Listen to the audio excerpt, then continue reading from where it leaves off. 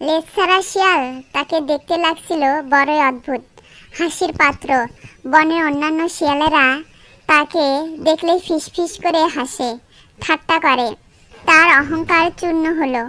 শিয়ালটি লজ্জিত ও দুঃখ হলো। তার একা একা দিন কাটতে লাগলো।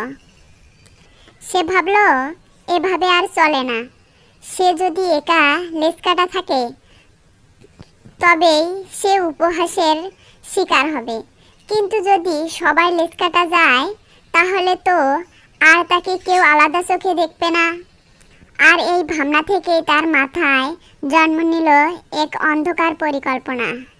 সে তার হারানো মর্যাদা ফিরে পাওয়ার জন্য এক মহা ছলনার জাল বুনতে শুরু করল।